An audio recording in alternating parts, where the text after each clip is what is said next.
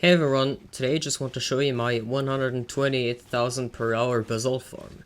Now this is an early prototype and there are many things that can be improved, including adding more generators and break them in more spots, because well, there's a lot more space to get more basalt, but right now I am just pushing in 23 blocks that are being broken every 10 game ticks. And because I'm experiencing quite a bit of loss at the moment, it only goes to 128,000 per hour, when the theoretical maximum with that speed should be around 165,000 per hour. So yeah, that is definitely just a showcase for the time being, but it works very reliably. I've tested it over quite a long time, and I apologize for having said in the last video that the basalt generation was not implemented. I simply did it wrong, and that's my bad, and I am sorry for that. But hey, look at this thing, it's beautiful. It generates a ton of basalt. Let's just go take a look at that for a second. Full inventory? Yeah, full inventory. Okay, yeah, but that's the entire thing, and I think it's pretty cool. So before we take a look at my finalist design, I'm just going to show you a few previous attempts. This is my first basalt farm prototype, and I took inspiration from Ken's cobble farm, which I have linked in the description, and pushed the basalt in like this. So of course the wither has a 4x4 breaking area, and I pushed it all down there from below. And of course there's 6 generators per side, so 6 basalt will be generated, except for one side, because of course we have to shoot in the snowballs for the wither to break the blocks. And well, that results in 23 basalt broken on a 10 game tick cycle. 10 game tick cycle is the fastest a wither will break blocks. If you spam the wither with snowballs, then he will break it on a 12 game tick cycle. But if you shoot it on a 10 game tick cycle, then he will break it on a 10 game tick cycle. I could not get it to break everything at an 8 game tick cycle, so I suppose 10 game ticks is fastest. But yeah, we have a wither in the middle right here, which is in that Bedrock cage. That design in particular is JX67's Bedrock cage, by the way, also linked in the description. And like I said, I went in with the idea of just adapting Ken's cobble farm into a basalt farm, but there were some issues that I came across. Notably that the wither breaking area is 4x4, so pushing in all of the 3 white pieces of basalt from every side is inefficient because they will interfere, and at one point they will end up pushing against each other in a way that it blocks the snowballs from hitting the wither, which is of course not good. After having found the issue, I went over and tried having simply 4 wide on 2 sides and 2 wide on the 2 other sides, and then adapt the middle to look like this. And well, just like with the previous one, I didn't mention that, but there is always a lot of basalt stuck on here, and really early on in testing I was able to resolve this issue by having water where the snowball shoots, and that would end up flooding it away, but that does not work for some reason anymore. I tried it and I was unable to eliminate the loss from there. So that would work if we only had basalt coming from one side, but the other sides do apparently block it. But anyways, what I did is that we have the wither aligned around the 4x4 breaking. So the wither of course is 1x1 block wide, but it will break blocks in a 4x4. But it will break blocks in a 4x4 area around it. And well, it is on the northwest of that 4x4 area. So that means the wither is there. This is north, this is west. And it will break all those areas. You can see all of that is cleared out. And that means if we have it on 4 on 2 sides and 2 on 2 sides, it will not interfere. And well, it also makes it possible for us to have this 2x2 center. Of course, the entire wither cage is not 2x2, but it is just like this so that they don't overlap or anything, and it works pretty well. After that, I decided to try something else. I just tried out shifting each of the 3x3 1 block to the left. And well, that works to some degree, but the problem is when the farm is starting up and the first snowballs are not being shot yet, then the basalts will push each other in weird ways, and there will be basalt ending up like this, and Yeah, just a spot like this, because this of course pushes the basalt that is there over here, and that is not something desirable, because over time it might get too far and break things that shouldn't be broken. And yeah, of course we have a snow golem right here that is generating snowballs. The golem is sitting on soul sand, and the soul sand makes it sink slightly into the ground, and it will generate some snow on top of a hopper. I can just show you that by placing a piece of glass over here, and yeah, there is a hopper there, and all of that will of course get collected and eventually be shot out by this dispenser, which is being powered by this redstone line right here. And if we just turn this on, as you can see, the snow layers are being broken like this, and that makes sure that it always generates a snowball.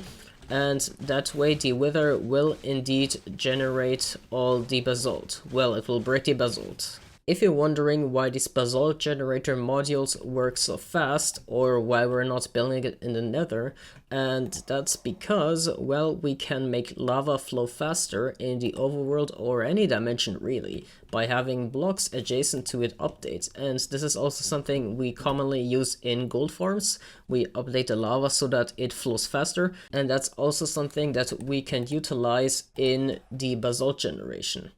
So for example, if I just place some lava here and I break the basalt, as you can see, it flows back at normal speed. And if I have some observers over here, so let's say an observer clock, it will come back faster. And it does take a little time to warm up, but as you can see, if I do hold it, it will over time get faster and faster. And that's the basic idea with these basalt generator modules. And that way, when the farm is fully warmed up, it almost always generates a piece of basalt on the 10 game tick cycle, which by the way is just a simple clock utilizing repeaters, and we have 5 repeaters looping. And because we are not using the property of lava flowing faster in the nether, we can build this in any dimension we want, and it is more practical to build it in the overworld or end dimension because we can use water to collect all of the basalt. And I would still recommend to build this in the end dimension, because the wither generates the so-called wither sky. As you can see, it is dark, and that will make all undead mobs not take any damage during daylight, and that is applied until the world is completely restarted, which kind of sucks. So I will show you how to build this, but keep in mind that this is the first beta that we got the basalt generation, and that means that there are some things that we might not know yet and that could be optimized, so I would hold off from building it, especially since this is in beta right now. But eventually, when the full version releases, I might just make an improved version. In fact, I will probably make an improved version because there's lots of things to improve, but for now I think it is a cool proof of concept. Also, the cave sounds constantly play in the end dimension, and it is getting quite annoying. And since our sound menu is limited, we literally only have the main volume slider and we have the music slider. I cannot turn it off, so I apologize for that. So before anything else, you're going to want to find chunk borders. If you don't know how to find chunk borders, I have a video guide which I have linked in the description. Right now I am just using a resource pack to visualize it, which makes it quite a bit easier. But like I said, link is in the description. So for now, just mark out your corners. So I'm just going to mark out the chunk border corners. And what we want to do is find the very center of the chunk. Finding the 4 center blocks of the chunk is pretty easy. So you just go to one corner and you simply count this as the first block. Then 2, 3, 4, 5, 6, 7, 8. Because of course chunks are 16 times 16 blocks. And then the same again. 1, 2, 3, 4, 5, 6, 7, 8. And there we have one of our corner blocks. Now just make something like this. And we have the 4 center blocks. We can remove our little markers, and we just have this so that we can properly position our wither cage. I just put it a little higher because of course we need a room so that we can put the collection platform. So for this next step, we're going to need a locator map to find the north side. And yeah, it's very simple because of course the wither will only break blocks in a specific direction, and we also need to properly spawn in the wither. So just get a locator map and make sure that you have the north side. Next up, you're going to need a block of bedrock, or rather a lot of blocks of bedrock. And yes, you can obtain them in vanilla survival indeed. And if you are wondering how to do so, I have a guide of myself linked down in the description. However, do keep in mind that the method shown in guide is patched in 1.16. Well, not entirely, because you can still obtain bedrock more or less the same way in 1.16, but the snow layer breaking bedrock is patched, so we have to resort to other bedrock breaking methods. So I would still do it now in the 1.14 version if you're watching this video at the time of its release. So yeah, it's definitely a lot easier to obtain in the 1.14 update. With that being said, we are still facing north, and what we're going to want to do is make a 2x2 square like this, and then just have a little L shape, make it so that the empty block is on the northwest side. So this is the north, of course, and this is the west, and this is where the wither will sit. Then just make a little ring going around this, so that we have the wither, of course, that is stuck in here. Put some bedrock like this on each side. Then have some more bedrock. Make sure to not misplace it, because that's going to be quite annoying to remove. And then we're just going to have one last layer of 5x5 and close it off at the top. And then just put 2 pieces of bedrock like this on every side. Once again, this is JX67's cage design, and that will just make sure that no single skull escapes. And if you're wondering, no, you cannot use obsidian for wither cages in 1.16, the wither still breaks obsidian. Alright, now just go 4 blocks out, so 1, 2, 3, 4, from the 4 blocks below that you should have left. And then put 4 obsidian, preferably on the west side, and we're also going to put 4 obsidian on the east side. So have 4 filler blocks, of course, and then 4 obsidian and 4 obsidian. These are just so that the pistons cannot push down the basalt further than it should. Then on the other 2 sides, which should be the north and the south side, go out by 4 blocks again. Put some obsidian, 4 blocks again, and some obsidian. I apologize if it's hard to see, because the void is very black and all that, but yeah, that's how it should look like. You can see it from here. Now I'm just going to show you how to make the basalt generators. So take some distance from the obsidian and do that on every side, and you should see that the soul soil is right over the chunk border. If you aligned it properly, it should all look like this. Okay, I'm going to show you how to build the 4 white sides, then you can copy it over, then the 2 white sides, you can also copy it over. So for the 4 white sides, of course, just put some blue ice next to the soul soil. This is how the basalt is going to get generated. And then some sticky pistons that are going to push forward the blue ice. Then have some observers like this. This is going to update the lava and accelerate its flow. Go up a few blocks and place some pistons like this. This is going to push up the upper row of basalt, and then some obsidian behind those pistons. That makes sure that that flow of basalt does not push back those pistons and remove the lava sources. Now just add some salt blocks just like this, and do the same on the other side. We need the blocks here because the lava will flow so fast that it will flow out of here even if the basalt gets instantly generated. Then you're just going to want to close that off. Put some soul soil on top of the top obsidian. Once again, put some blue ice there. And once again, also sticky pistons facing the blue ice.